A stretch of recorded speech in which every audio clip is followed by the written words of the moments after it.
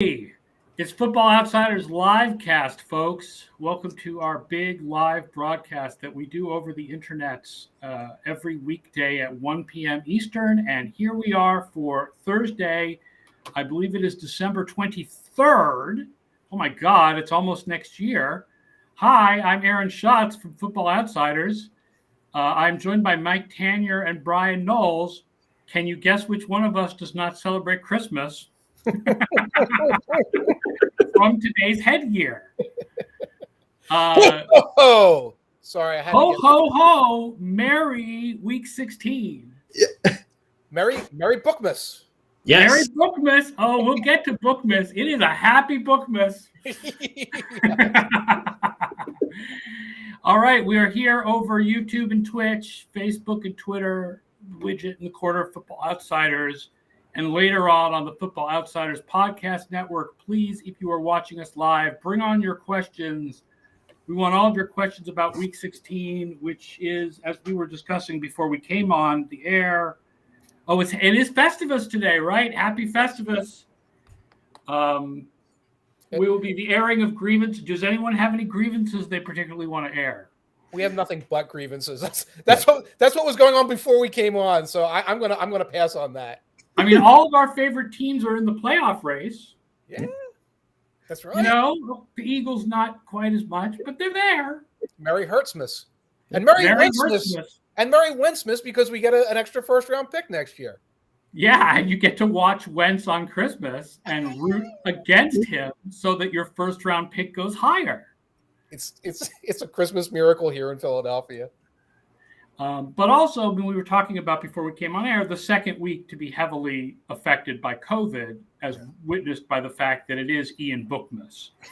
Like we will, when we get to, I have 8 games on our rundown, and we'll get to in each of these games how much they may or may not be affected by players on the COVID list. And that is like, besides the fact that we don't know who will go on the COVID list between now and when you're listening to this later on the podcast network, and when the games are played on Saturday and Sunday, things are subject to change.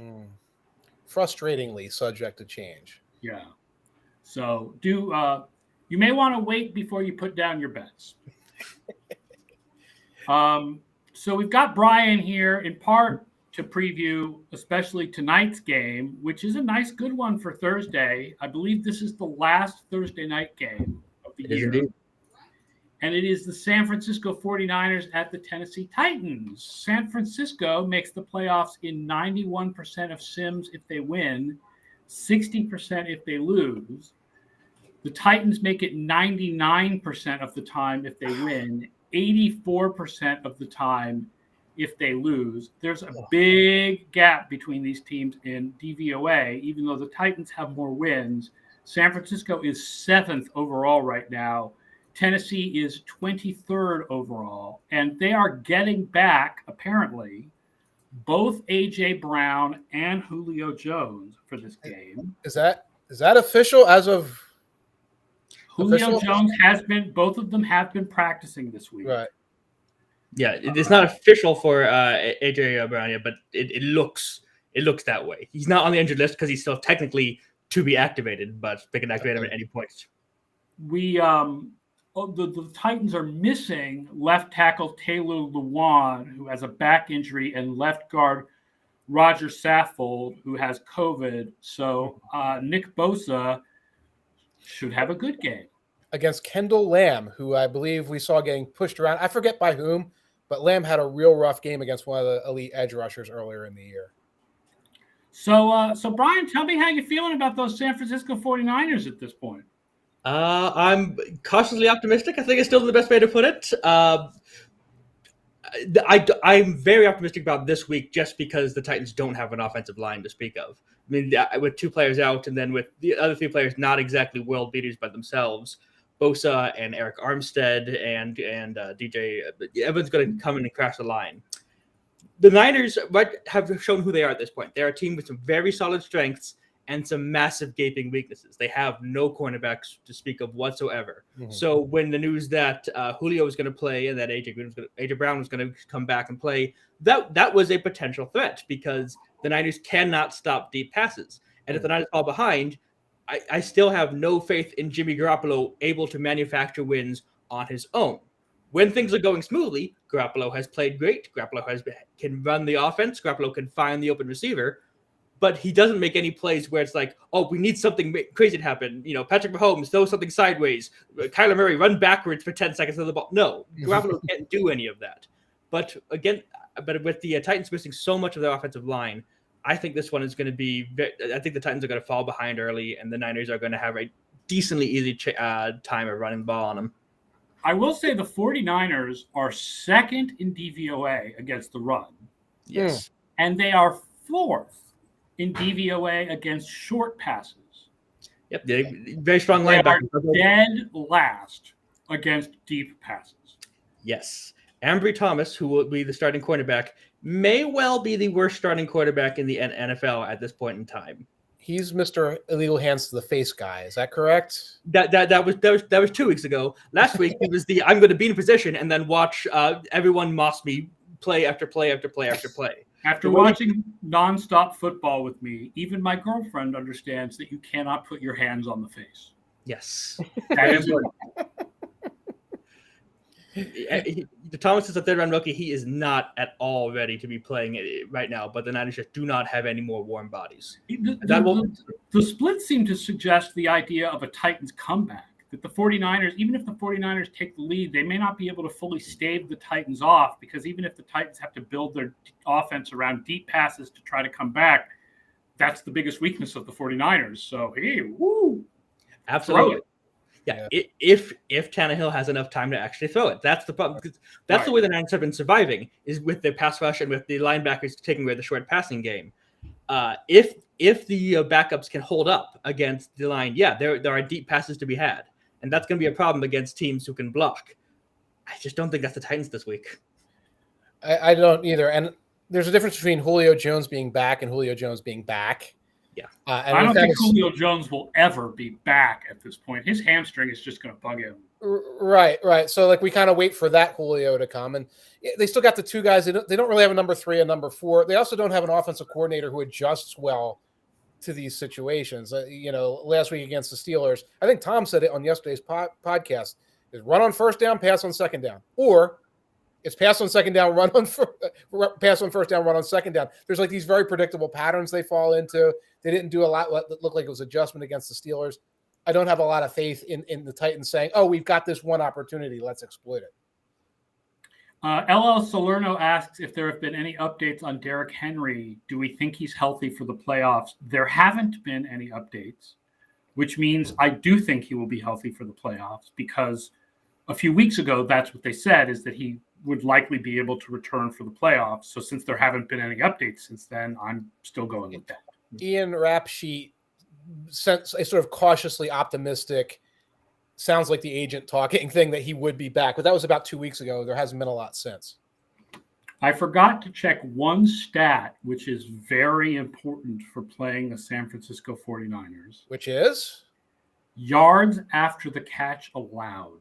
That is the huge one going in there. So by the Tennessee defense. So I am checking that right now, and they are average. Okay. The results are average with average pass distance, right? Because obviously you know that in general, shorter pass distance equals more yak, longer pass distance equals less yak.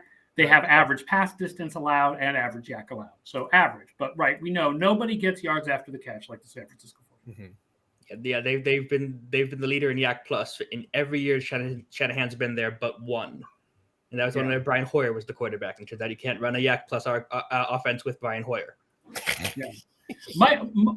Austin Moorhead says no 49ers Titans write up. Did you forget to write up the 49ers Titans because normally this is Friday's column? Yep, that's it. That's exactly it. And I just put it in there. Right. So everything you're saying there is Austin is correct. I think we're about to give our picks in a second here, but yeah, I think Austin, your instincts are correct. I think you're going to hear 49ers from me.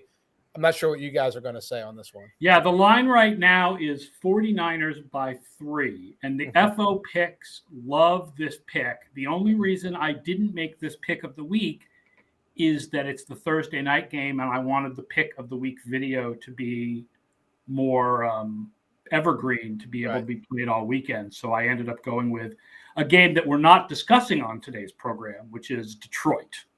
What do you got? Atlanta. That the pick of the week is Detroit plus 5.5. I took that. Good. But this is a game that our numbers are really strong on San Francisco. And I think even if you account for the wide receivers coming back, if you also account for the loss of the offensive linemen, they kind of neutralize each other. Right. I got 2.5, 49ers minus 2.5, parlayed with the over. The over-under's at 44.5. We talked about the problems in the secondary, the potential for a comeback. And if you look at the last 49ers games, last couple, they're higher scoring than you would think a 49ers game would be. There's more back and forth going on in those games. So I got the 49ers minus the points and the over, and I got that, I believe, at plus 235. So that's my pick for tonight. Yeah, I'm similar about there. I think the Niners cover the 3-point spread without too much problem. The over is an interesting one, but I like with the Niners cornerbacks, I like the idea. Right. There's all kind of ways you get that. You can get that on pick sixes, strip sacks, late backdoor nonsense. There's a lot of ways you can get that. CCX3, speaking of the Detroit-Atlanta game, says, if Goff is out, we take Atlanta, right? Yeah, I did pick of the week before Goff got COVID. Right. So I would say if Goff is out, I would stay away from the game entirely. But Patrick Seeley says, if the Titans can make the Niners throw outside the numbers or fool Jimmy with linebackers, they could win. Jimmy reads his wide receivers and not his defense. That's why he throws to linebackers a lot. But that's not the linebackers that the Titans have, especially Zach Cunningham is a run stopper who we know suffers against play action. So that's just not the linebackers that the Titans have on the field, right? Yeah, not a good matchup. So, all right, let's talk about our second game for this week, and that is Christmas, Cleveland at Green Bay. The Packers are already in the playoffs. Yep. Cleveland makes the playoffs 36% of the time if they win, 10% of the time if they lose. And Cleveland has a lot of players on the COVID list, so we don't really know who's playing for Cleveland in this game. Green Bay has a couple of players, and they're important ones, Marquez Valdez-Scantling and Kenny Clark, but they are not wrecked to the point that Cleveland is wrecked on COVID. But we don't know whether players, because a lot of those Cleveland players have been on the COVID list now for like a week. So like if they test, negative, do they get to come back? I don't exactly know how it all works, because I don't know who's vaccinated and who's not vaccinated. Recently, getting from Mary Kay Cabot at the Plain Dealer, Baker Mayfield's asymptomatic and has been for several days and is waiting for what he hopes will be a positive test, and Mayfield will be back. A negative test. Yeah. A negative test. A good news positive, but negative means you don't have COVID. I just did a Michael Scott there.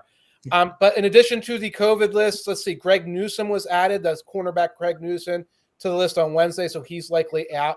Denzel Ward is on the injury list with a groin injury. Troy Hill just went on, has not yet been activated. That's their nickel defender.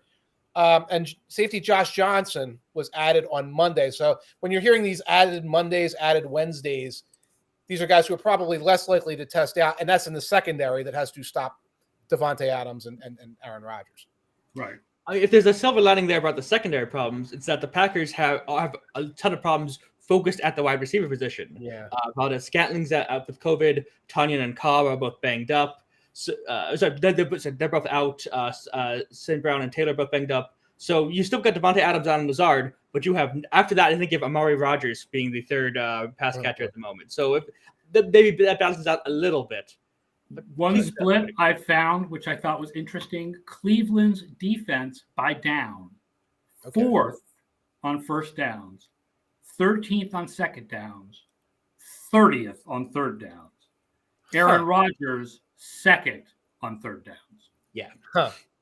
Is it a third and short, third and long breakdown in any way? I didn't look, so let's look at third and short and third and long. Hold on a second. Because it seems like a team that is good on first down is going to put themselves in good, favorable down and distance third down. Cleveland's defense is the worst in the league on third and short, 20th on third and medium, and 30th on third and long. So it's both short and long. Yeah. That's weird. It's somewhat less than ideal. Yeah. It's less than ideal. And I don't know, does that speak to scheme and coaching? Because one thing to say, oh, we give up too many splash plays third and long. Another thing to say, well, on third and short, when they can open the whole playbook. Yeah, you know, it's a little bit random. I think there's a little bit of randomness. Like the third down, it's not quite like red zone where it's like very inconsistent, but third down is more inconsistent than first and second down, right? But I don't know, because you're right, it is third and short and third and long where they have problems. I don't know what causes those problems, but they have the problems, and Green Bay is not a good team to have the problems against. No. And I think we spoke a little bit about this yesterday, that the Packers have a great track record against these middleweight opponents who kind of like to play tortoise ball. Like, we're going to be a ball control type team. If you look at their resume, they produce 27-17 type victories. Right. They don't whack the crap out of them. No. But they have these healthy victories. Right. That are, 10 to 14 points. And this seems like a similar one. I will give you an interesting bet to go with, though. Ooh. I know you like first quarter splits. Yes. And, I feel like there's a little bit of signal in first quarter offense. I don't feel like there's really any signal in first quarter defense. I think I tend to agree. That's just kind of random. Okay. The Browns are 6th in offense in the first quarter and 15th after. Okay. The Packers are 19th in offense in the first quarter and 1st after. Ooh. Right now, it's Browns +3 in the first quarter. Yeah. I think that's an interesting little bet. I think I might do it. I got 2.5 right here. But again, that covers a 0-0 first quarter. That covers them rolling down, kicking the field goal, and the Packers maybe struggling a little bit. And what were the Packers in the first quarter? 19th, you said? 19th on offense. I can also tell you these are two of the worst defenses in the first quarter. So you could also go over 7.5. I'm at 9.5. Oh, wait. I am at 7.5. Yeah, I'm going to go over 7.5 and root for no. I'm at 9.5. I can't do that. I don't know what happened here. They heard you talking and they moved that over up. So I'm going to take the Browns +2.5. That's a nice Christmas. Something to root for on Christmas. Yeah, right after dinner. Drive my mom home, come home, make a little money. I love it. The line for the entire game is Packers by 7.5. Yeah, I have to take the Packers on that one, because even if Baker Mayfield is cleared, my understanding is he can't practice until Saturday. Saturday is the earliest day he can be cleared, which there are some quarterbacks that can roll in there without practice and do well. I'm not sure Baker Mayfield's in that class quite yet. He's not in my head. And even if he was fully healthy, I might still take Packers 7.5, honestly. So, yeah, I'm on Green Bay for this one. Yeah, I'm going with you on that, especially like we saw Donovan Peoples-Jones, and I think he redeemed himself late on Monday. And maybe Landry gets back, but like you're seeing the limits of this guy. I got my bet, my first quarter bet, but I'll go with the Packers too for the whole game. The FO pick is Cleveland, but I have it set with Mayfield. Okay. So I think given the chance that it's Mullins, I would go with the Packers in the 7.5. All right. Packers -7.5 because of the possibility that it's not going to be Mayfield. I think even without the practice time, I kind of like the idea of Cleveland keeping it a little closer. Right. With Mayfield at quarterback, but the possibility that he doesn't play, I think. Yeah, 7 is right at that number even with him. Yeah. Like the 24-17 game. Yeah. Second game, Indianapolis at Arizona. Cardinals are in the playoffs pretty much either way. It's 99% if they lose. Colts, 97% with a win, 83% with a loss. And these two teams are right next to each other in DVOA. But I will point out in weighted DVOA, the Colts get higher and go up to 6th, and the Cardinals get lower and go down to 11th. Not a lot of COVID names in this game right now. Rodney Hudson, however, still on the COVID list, and Arizona definitely missed him against Detroit. Yes. They also are missing punter Andy Lee, who's their holder. So, I mean, that's small. The big news, there's a couple of names on the Indianapolis list. Quentin Nelson had an illness. It was not COVID, and he's returning to practice. So that would have been the all eyes on him. Ryan Kelly should also be back from his family-related absence, and he's expected. Sad news for Ryan Kelly, absolutely. Yes. For those who don't know, his daughter passed away, young daughter. Yes, so. I do think that it's interesting. The Colts offense, as you can probably guess, is first against the run. It's first running, not against the run. First running, 20th passing. It is very rare for a good offense to be more efficient running than passing. Usually, the only offenses that are more efficient running than passing are the offenses that are really, really bad passing games. Right. And the Colts are more efficient running than passing because Taylor is just having this out of his gourd season with amazing blocking. Cardinals defense, though, is 8th against the run. They're better against the pass than against the run, but it's a good run defense. I will note, but however, the Cardinals, if their run defense has a weakness, it's right up the middle. I believe they're 26th in adjusted line yards up the middle defensively. So, and it was definitely a problem against the Lions. Mm-hmm. Yeah. And if you're going to get sliced by Craig Reynolds, you're going to get sliced by Jonathan Taylor. Yeah. They're also, I believe, 32nd in second level rank, which is probably a little bit of a randomness to second level rank, et cetera, et cetera. But yeah, they will give up those 5-yard runs turn into 10-yard runs against the Cardinals a lot. And that's another thing that Jonathan Taylor has done very well, not just breakaway yards, but just getting those consistent chunks. Yeah. Patrick Seeley says, how can you tell if the Cardinals' troubles are a trend or a bump in the season? I mean, that's one of the things that's difficult to tell. I do think that both Cale Clinton in Any Given Sunday and Derrick Klassen in Film Room both covered this game and did a good job of pointing out Cale, like Hudson, what they missed in Hudson, and obviously what they missed in DeAndre Hopkins. And DeAndre Hopkins not being there is a trend. It's true that the Cardinals offense would have plays where things broke down and Murray got out of the pocket and it was just, look, chuck it to Hopkins because he can win one-on-one balls. And Christian Kirk is a good receiver, but he's not going to be doing that. Right. And so much, they are very disinclined to keep things simple and run the ball off tackle, which they should, which is generally not a good plan. But when you're struggling against the Lions, that might be what you want to do. Like this team, you should be able to overpower this team. 17 points should get you a win. I mean, they're 24th in run DVOA. So this is not a great running, even though Connor has lots of touchdowns and yay, he's on a couple of my fantasy teams. I love that. But this is not a good, the Arizona is not a good running team. And that's even with Murray. Some of it is all the aborted snaps. They're like, I don't know, Bryan, you asked me to look up and I haven't had a chance to try to look up what the record is for aborted snaps in a season, but the Cardinals have a lot of aborted snaps and those end up getting counted as runs. One of the things I want to do in the next version of DVOA is count aborted snaps as their own thing that are neither runs nor passes.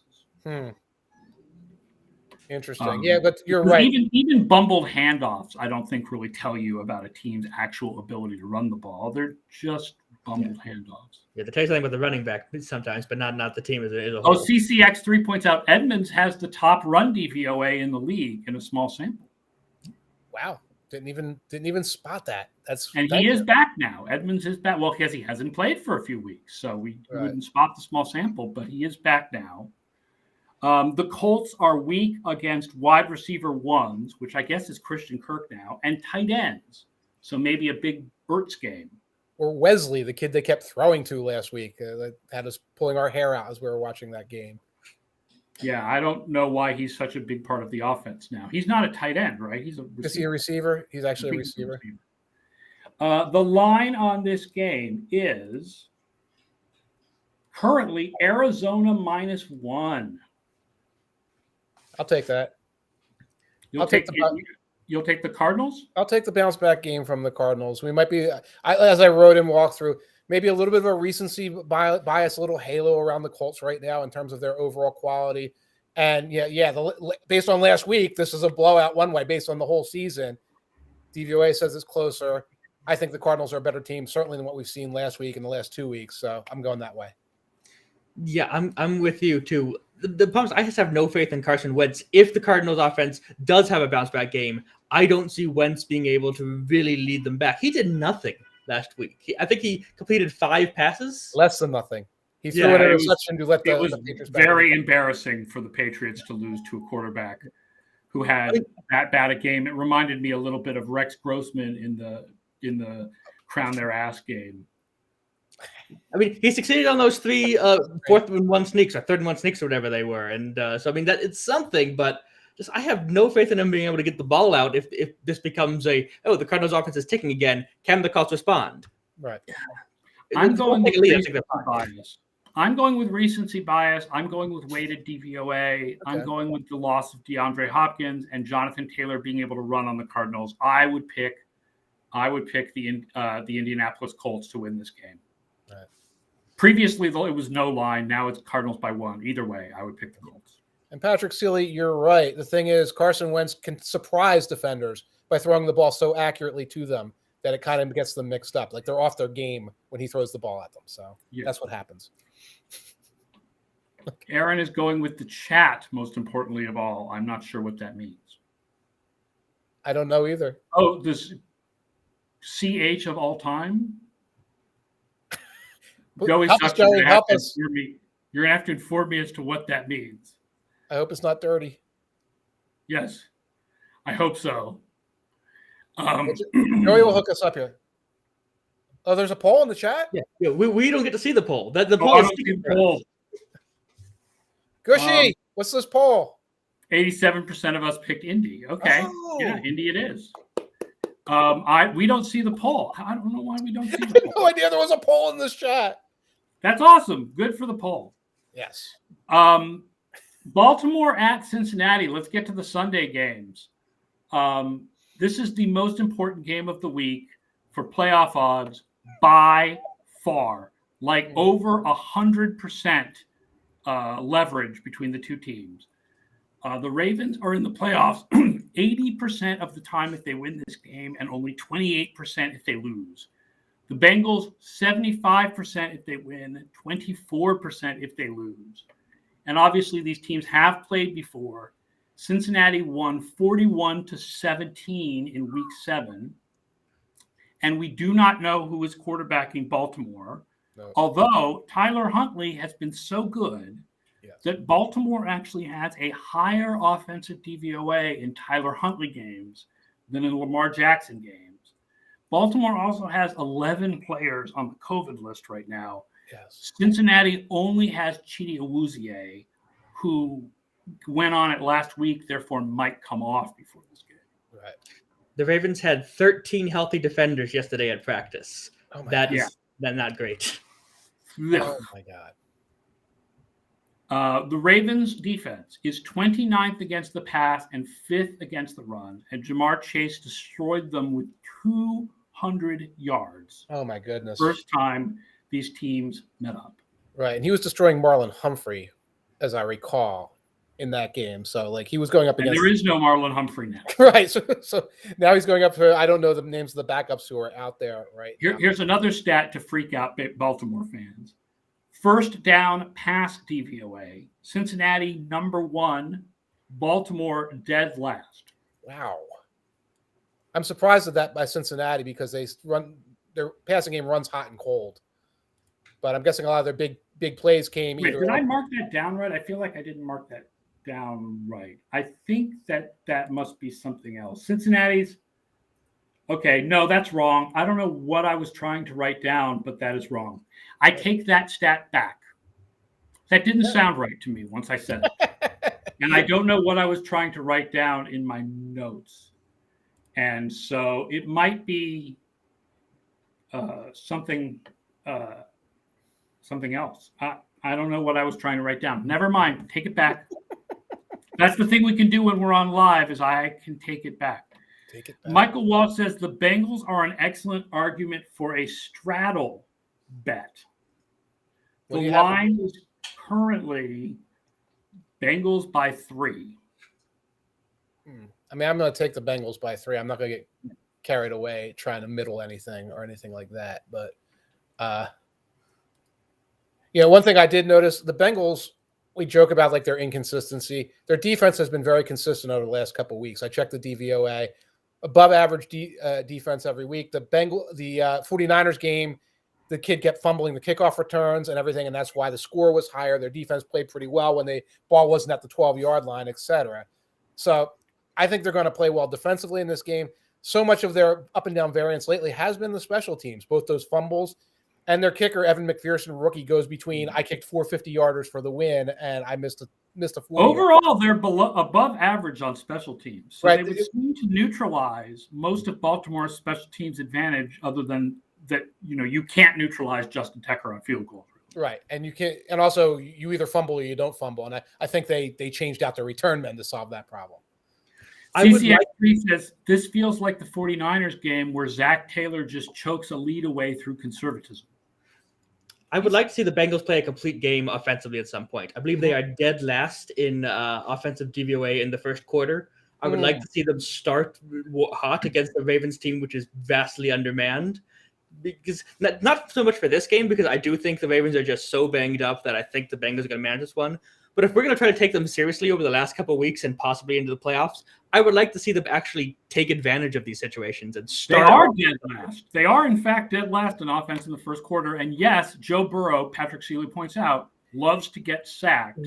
They love Although the Ravens are not a great pass rush this year. And even the reason he gets and Justin Houston on the team. The reason he gets sacked so much is there's no max protect. It's always a 5-man protection scheme, usually looking for a deep pass. He's actually pretty good moving around the pocket when you watch him. He's just stuck in these hopeless situations a lot in that offense. So again, the line on this game is Cincinnati by 3. Yeah, the Ravens are just too banged up and not healthy. I have to take Bengals -3 on this one. Michael Walsh, if you want to tell us what you have in mind for a straddle bet, we can look at it. But right now I'm just saying let's go with the Bengals and not overcomplicate things. Yeah, I guess because of the COVID absences and the fact the defense only having 13 players. Yeah. I guess I'm leaning Bengals too, but I gotta say if the line goes any higher than -3, I would lean Ravens. Huntley has played pretty well. Huntley has played well. They are obviously resilient. They're staying in every single game. But, I mean, right now, based on the COVID, we have to go with what we see. Yeah. Ravens, big brother. Is it a big brother game? I don't think. I mean, I think that Cincinnati's win over Baltimore earlier this year sort of got them out of that we can't beat Baltimore rut. Yeah. And you can't be, most of the recent Bengals losses. Most of the recent Bengals losses to the Ravens were Lamar Jackson running all over them, and there may not be Lamar Jackson in this game. Michael Walsh says if you bet both Bengals -10 and Ravens -4. Or I think you might be saying, would it be Ravens +4? Or do you mean Ravens -4? So that's that. I mean, if you bet both Bengals -10 and Ravens -4, if it's you're trying to get a middle here. I'm confused. Yeah, if the Ravens win that way, if one of the teams wins by 3, you don't win anything. Betting against a close game. Okay. All right. Thank you. No, I think a close game is pretty possible given the recent Baltimore record. So I would stay away from that actually. Okay. Buffalo at New England. Here we go. Buffalo makes the playoffs in 99% of sims with a win, 72% with a loss. Patriots 100% with a win, 98% with a loss. There is a scenario where the Patriots miss the playoffs, but it requires them to basically lose to Miami, lose this game, lose to Miami in Week 18. Miami has to win out, and then a bunch of other stuff has to happen in order for Miami to kick the Patriots out of the playoffs. Yeah, So if the it's Patriots lose out, unlikely. if the Patriots lose out, the Dolphins win out. The Dolphins win the AFC East. So But even then, But basically, this game basically decides. I don't think the Dolphins can get ahead of Buffalo if Buffalo wins this game. yes, they can, although it's very difficult. So this game basically decides the AFC East. Although, like you said, small chance of the Miami winning if they win out. And if the Patriots lose this game, there is a small chance of New England still winning the division, but it would require Buffalo to lose to Atlanta or the Jets. There's a secondary graphic I think we did, which is the percent chance of going to the Super Bowl and how this game will affect that, which is a much larger effect. The Bills go to the Super Bowl in 20% of sims if they win, 7% if they lose. The Patriots, 36% if they win, 17% if they lose. Obviously, with the caveat, yes, I know our numbers like the Patriots more than the market, more than anybody else. With the flames of 1,000 suns, do our numbers love the Patriots? Buffalo is actually now ahead of the Patriots in DVOA on the season, but the Patriots are ahead of the Bills in weighted DVOA. Right. Both defenses are stronger against the pass than the run, and these teams are similar in every way, basically. The Patriots may run more often than the Bills, but in efficiency, they're very similar, both running and, surprisingly, given the quarterbacks, passing. And both teams are missing a really important wide receiver, although Kendrick Bourne may test negative and come back from the COVID list, whereas we know we all know Cole Beasley is not vaccinated and therefore is definitely out of this game. Is there a weather component to this game? I believe that is like a 50% chance of light snow, but I don't think it is major snow. Compared to the last game, it's going to be played on Miami Beach. Yes. Looking at my 10-day forecast. Yes. No, 42 degrees with rain. Rain? 32% chance of rain. Okay, that's probably not going to be a thing. It's not going to be like super windy and a 6-mile-an-hour winds. So there's not really a weather component to this game. Right. Yeah, I watched the Bills execute one of the most unimpressive blowout victories I've seen in a long time against the Panthers, where the Panthers had no kicker. They had nothing on offense except Cam running power and then occasionally kind of like staring down DJ Moore. There's really nothing on that offense there. And they just lingered and lingered and lingered. And it's just that version of the Bills that you cannot have any faith in, because they're committing turnovers when they shouldn't be bothered with it. They're falling for the same play over and over again, and they're not stopping it. And they come up with a win because they're just a superior team. But you're like, why wasn't this 38-0? Why wasn't this another blowout like the blowouts that we saw week 2, week 3, week 4 of the season? And I feel like they are very unsuited to do what the Colts just did to the Patriots, where the Colts just dominated the line of scrimmage on both sides of the ball, took away the running game, made Mac Jones have to try to make some plays to beat him. That doesn't strike me like the Bills' game at all, and so it's not as good of a matchup for them. Their offensive line is, like I've said on this show a few times, they're more of a finesse team. They're based more around the pass. They're not going to dictate anything in the run game. Right. They're not going to push the Patriots around. Their defensive line is a pass rushing defensive line. They're not a run stopping defensive line.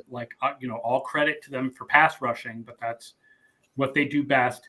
I still think that the Patriots will have a run-heavy offense, although it's not going to be like last time. And I will point out that while the Patriots have issues at wide receiver with Aguilar injured and Bourne possibly out, the Bills are very strong covering wide receivers. They are average covering tight ends and running backs. Right. And therefore, this really does set up for the Patriots to do a lot of passing out of heavy formations. Right. Although that's when you aren't afraid of the receivers, it does change the calculus there. It's like, now we can focus more on tight ends along the way. And the Bills remain a terrible yak team. They're the anti-49ers, and having Beasley out is not going to help that. And I always watch them saying, why can't we get a screen game going with these running backs who seem like they're good open field guys? Singletary, a good speed guy. Moss, a good power guy. I don't even know if Breida's available. Breida's fast. Yeah, you can do these. Why don't you get more? Knox is a good tight end. Why don't you get him more involved? But that's the mystery of the Bills right now, where you seem like they can do all these things on offense, and they do very few of them. Yeah, the Bills are 11th in offensive DVOA, and all season long, it's been like, doesn't it feel like they should be? We all keep waiting for them to be higher. We keep waiting for the Bills of last year to come back. Yeah. And they're not. CCX3 points out that their wide receivers, including Diggs, have been underperforming, except Gabriel Davis, who's on fire. And I believe Emmanuel Sanders is still out. Right. Yeah. That's another problem. They don't have that. So that's Davis as the third receiver. Right. And then Isaiah McKenzie will play so it will be Davis and Diggs and Isaiah McKenzie in the role of Beasley. Yeah. And McKenzie was benched a couple weeks ago against the Patriots because he fumbled a couple weeks prior on a kickoff return, so they deactivated him. So he's a guy I'll look at and say, yeah, you can run reverses with him. You can diversify your offense with this guy. Maybe we'll get to see more of that in this game.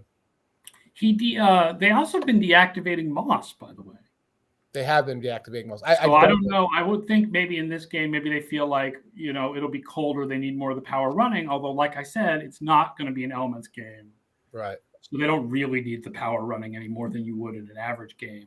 Patrick Seeley says, as a Pats fan, this game is a toss-up. Josh Allen could run a lot and win. Right. But if the Bills overcommit to the run, Matt could hit play actions. And I feel like I'm in pretty agreement with that. Also, as a Pats fan, I also feel this game is a toss-up. And I do think that Matt can hit play actions against this defense. And it's not going to be like the first game. He's not only going to throw 3 times. And I would expect Hunter Henry to have a nice game in this one. I'm leaning in the same direction you guys are, and it's kind of a toss-up. I wanted to just go with we talked before about it being sort of a split. It was a likely split, but my lack of faith in the Bills. Well, before the 2 games are played, you say the most likely result is a split. Yeah. After the first game has been played, though, it would be gambler's fallacy to then say the Bills are going to win this game. Right. It's really 50-50, I think.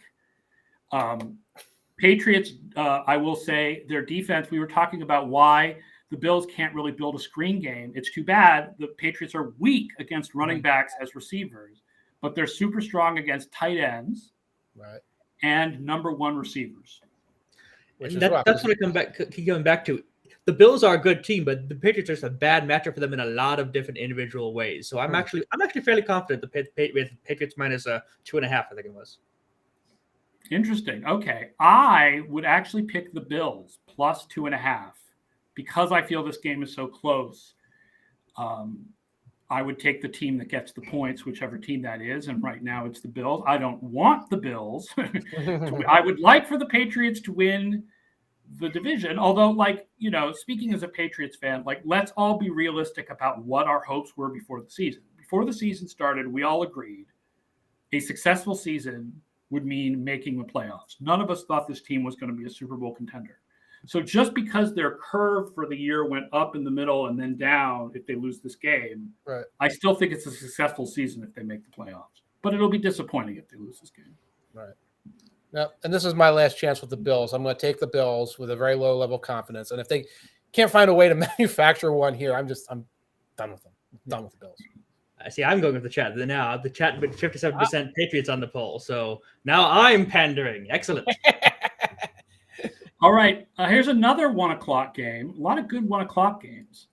Los Angeles Rams at Minnesota. It's not important for the Rams. They're basically in if they win, I believe, and it's 97% if they lose. But it is very important for Mike's favorite team this year, the Minnesota Vikings. 50% of the time they make the playoffs if they win this game. Only 12% if they lose this game. And Dalvin Cook went on the COVID list this morning. Yep. But I will say, I feel like that has much more fantasy importance than reality importance. The Vikings offense, this is a shock, I think, to people who feel Cook is really, really good.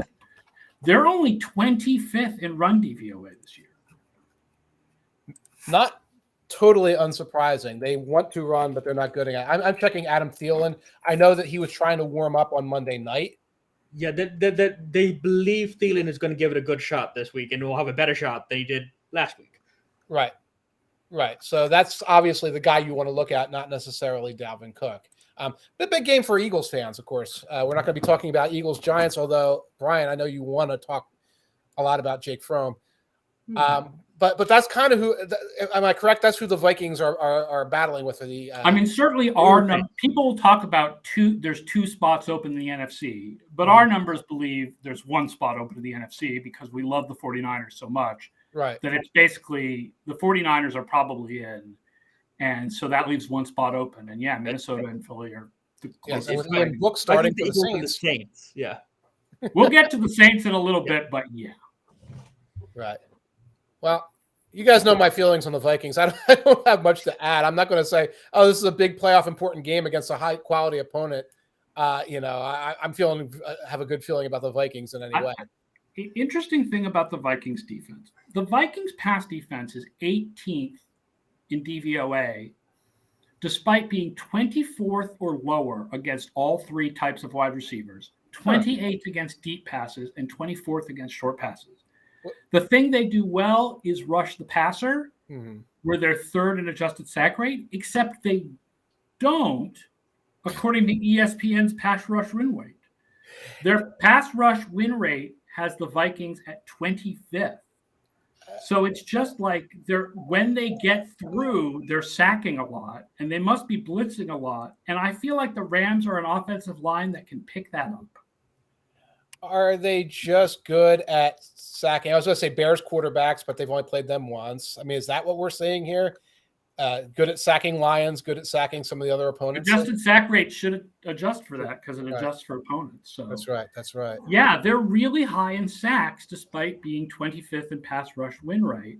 On the other side, the Rams are number 1 in pass rush win rate, and the Vikings offensive line is 26th in pass blocking. The Rams dominate in those ESPN trench stats, really dominate. I feel like the Vikings exist to create that smoothie of stats that all look kind of okay. And for the team, like we say, they finish here, but they're like 25th in everything, but it all comes out like that's the Vikings in a nutshell. Like we don't have any super weaknesses, but like our strength is just if you're below average in everything, but not worse than that, that usually ends up being okay. If you have some kind of gaping flaw somewhere that people could take advantage of. Joey Suck says the Vikings exist to inflict pain on their fans. That's why the franchise was founded, yes. Useful was first says Vikings have plenty of experience preparing for Matt Stafford-led teams, so at least they have that going for them. Yeah, that's a thing. That's true. A little different this time, a little different. I do like the Rams in this game. Yeah. And I don't know if the Vikings can make it another close one. This feels to me like, despite the Vikings' habit of making close games, it feels a lot like the Packers-Browns, where we were like, it'll be 10-14. Like, it won't be a dominating victory, but it'll be – I don't think it's going to be 3. At the same time, the Rams struggled a bit with the Seahawks on a Tuesday. Sorry. It was not the greatest performance. No. Against the Seahawks. They had a bunch of COVID problems. I think that those are clearing up. But that would give me a little bit of pause if I was a Rams fan. Just coming off of a relatively short week after not a great performance. Because they needed to get bailed out by a pass interference, non-call, and et cetera, and so forth. Guess who also is coming off a short week and a not-so-great performance? The Minnesota Vikings, who just kind of blew out there against the Bears as Matt Nagy had a personal self-destruction on the sideline. You're right. A lot of guys came back at the last minute. Von Miller was like, I was playing Call of Duty that morning, and then I had to go run to play the game. So I'm not too worried about that. I think they're going to be trending in the right direction health-wise at this time of year. So I would take it's Rams -3, and I would take the Rams. Seconded. Yep. I'm with you guys. All right. Here's one that we have no idea who's going to be playing in, but it's important. Pittsburgh at Kansas City. Oh, God. 4 p.m. This is 4 p.m., the 4 p.m. national game that'll be on in most of the country. Steelers make the playoffs 44% of the time if they win, only 12% if they lose. Kansas City, 100% if they win, 97% if they lose. Kansas City currently 6th in DVOA, Pittsburgh currently 20th. Steelers defense 9th against the pass, but 30th against the run. So it could be a big chance for the Chiefs to actually run the ball a lot. especially given that their two best receivers may be out of this game because what the hell does it take for Kansas City not to get into the playoffs, says Joey Suck. I think they would have to lose out. They have to lose out and have a lot of things go very specifically behind them. Right. So, I mean, it would start with losing this game. Yes. Kansas City's COVID list, Chris Jones has been on it for a while, so he might come off before this game, but Travis Kelce and Tyreek Hill are much more recent additions to the COVID list. Yes. So that is a difficulty in this game, no question about it. We don't know who's playing. Yeah, we're difficult talking about a game where like two of the most high impact players, and again with the modern protocols, they could get a couple. I don't know, is it one negative test now and come back? I'm not even sure what they are, but they could. I think it is one. If you're vaccinated and you get one negative test, you're back. Right. And the one thing about the Steelers splits, you mentioned their pass defensive splits. Steelers defense third at stopping short passes, 23rd against deep passes. So you want to challenge them deep. The Chiefs want to challenge everybody deep, although they've been a little bit more short pass oriented recently with everybody playing too high against them. And of course, you need Tyreek Hill and Travis Kelce to be able to exploit that if you're the Chiefs. Yeah, I would guess that even though that's the split for Pittsburgh, that they'll do the too high thing that everybody does against Mahomes and try to stop the deep pass. In fact, I think they'll do that even if Tyreek Hill is not active, because Pringle is a speed guy anyway, and McCole Hardman is a speed guy anyway. And Joey Seck says this game is going to be 17-13 and make everyone miserable. A Steelers game. You're describing a Steelers game. I hope if they play two high safeties with no Tyreek out there, that run defense is going to get pasted. That because Andy Reid is going to see that and he's going to pace that run defense. Yeah, I would think that the Chiefs will run it a lot. But I think that's still what they're going to do because, look, what are you scared of? Mahomes, even if Mahomes is throwing to Hardman and Robinson and Pringle. Right. What are you more scared of, the run game or Mahomes? You're scared of Mahomes. Right. Like you were saying, though, by the way, Joey, Steelers games this year, they either get blown out, and I consider the Vikings game a blowout. I know it got close at the end there. But, you know, the Bengals games, et cetera. Or it's what you were describing, Joey, 17-13, 16-13. That Titans game was hard to watch.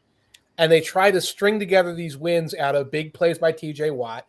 And, we got a DPI. We got a fourth down stop, a 2-point conversion stop. That's the Steelers' method for victory here. And, again, with these guys out, it's possible to do that against the Chiefs. I mean, the line on this game is Kansas City -10. I'm surprised it's still so high, given the players that might miss this game. I would absolutely take Pittsburgh right now. Yeah, with all the uncertainty, yeah. I think the reason the line is so high is because they're hoping that some of these stars will come back to the Chiefs offense. And if they do, I do think the Steelers are going to get blown out of the water here. But there's just so much uncertainty at this point in time. Yeah, it sounds like the house thinks guys are coming back. Right. Which is interesting. Yeah. But you want to be on like KC -3, and then all of a sudden Kelce and Hill are back, and then you go, okay. I guess we lose all of our money then. Maybe this is one where you do the middle and you take the Chiefs -10 now, banking on that, and then at kickoff you flip it if the guys aren't back. Maybe that's what you do. That's a little macabre for my taste, but it'd be on the table. All right, last game we want to cover, Monday Night Football. This seemed a lot more interesting until about an hour before we started. Oh, it's much more interesting to me now. Because, well, it seemed more even. How's that? Although I'm shocked at the line here. I'm actually going to check because this one, the line may have moved in just the last few minutes. Yeah, I'm checking too. It's New Orleans at Miami. That is the Monday Nighter. And is it off the board? It's moved in a couple of places from New Orleans -3 to Miami -2. That sounds about right. Saints make the playoffs 65% of the time if they win, 21% if they lose. Dolphins 18% if they win, 2% if they lose. Despite the fact that they've been on this winning streak, Miami is still only 25th in DVOA because they've mostly been beating bad teams. Yes. Right? This winning streak is not – it's not that Miami is beating the top teams in the league. They have one really impressive win, which was Baltimore. Yeah. Otherwise, Houston, Jets, Panthers, Giants, Jets. Wow. They've run the ship to be above that level of competition, which is something, but Yes. there's some smoke and mirrors going on here. Right. It's the Falcons thing. We are better than the following 5 unbelievably bad teams, and therefore we're in the playoffs. Kind of where the Dolphins are now. So, this obviously changed a lot because Ian Book will now start with both Trevor Siemian and Taysom Hill on the COVID list. And like I said before the show, we were talking, and I tweeted out actually, like, I don't remember a player drafted as high as the 4th round where every outside draftnik said,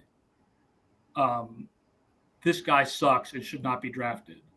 And I said, like, who liked him? And someone said Jim Nagy, the guy who does the Senior Bowl, is very positive about Ian Book, because Ian Book was quarterback of the Senior Bowl. It was like best quarterback at the Senior Bowl in the game, right? Like, had a good Senior Bowl.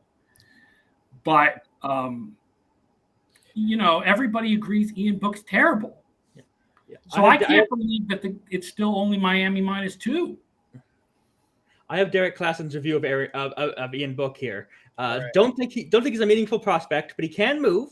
Doesn't make any egregious errors and isn't afraid to play off script. He's an interesting option when the picks stop mattering on day 3. Well, it's December, and those day 3 picks have begun to matter. I will say, I think most people hated Hackenberg as a pick. Yeah. That's true. I don't remember anybody saying anything good about Hackenberg. That is right, and that was a stunning selection. When Bill O'Brien himself was like, I don't think I really want this guy. But Jim Nagy tends to, obviously it's his job as the leader of the Senior Bowl to talk up the guys who play at the Senior Bowl, and he'll talk up their character and things like that, and their competitiveness and things, which is great. I remember kind of liking Ian Book, but in that 6th, 7th round, grab a pepper pot who can run. I'm trying to gauge in my head how much worse he is than Taysom Hill. And the answer is probably somewhat significantly worse here because he was 4th string. I don't know how many reps he's even gotten. He's also between Nick Mullins and the Washington starter, Gary Grayson and Gilbert. That's where he is, because he's been on the team, so at least he knows the playbook. But there's a reason he was the 4th string quarterback on the team. Right. Patrick Seeley says, are the Saints an okay team, or can they only beat the Bucs for some reason? I think they are an okay team. They have a strong defense. Yes. They lost 5 straight there after Simeon became the starter, but a couple of those losses were very close. They only lost to the Titans by 2. They lost to the Falcons by 2. They got slaughtered by Buffalo. But I think overall, with the regular backup quarterbacks, I would say that they're like a slightly below average team. With Book at quarterback, they sound like a much worse team. Here's one of the shocking things about the Saints, though, because I looked up those ESPN win rates. The Saints are last in pass rush win rate. Did it seem to you against Tampa that is a team without a pass rush? Like, no. Cameron Jordan was bullying guys. Yeah. And Davenport's had a good year. Yeah. But they are actually lowest team in the pass rush win rate, but that's okay, because guess who's last in pass block win rate? The Miami Dolphins.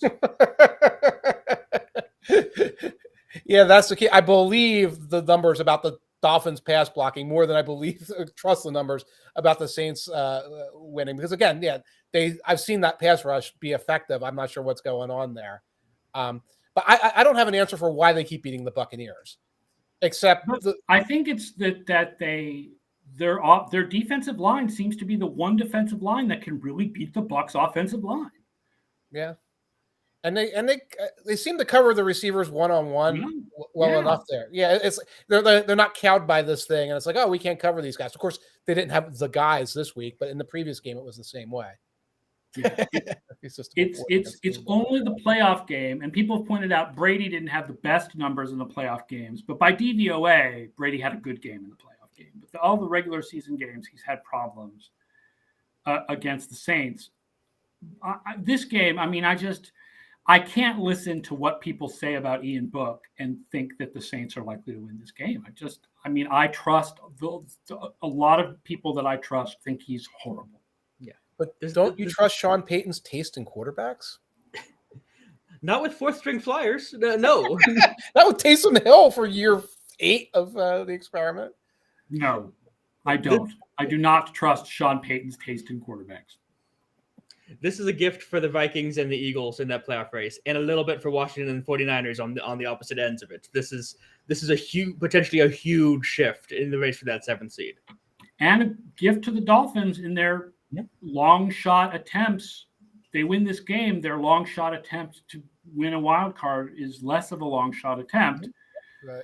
You know, especially given, I don't know how much stock you want to put into the history of the Patriots playing in Miami at the end of the season. But there is this historic record of Patriots teams that included a lot of players who are no longer on this team. Right. But Patriots teams losing to Miami in Miami near the end of the season, like a lot.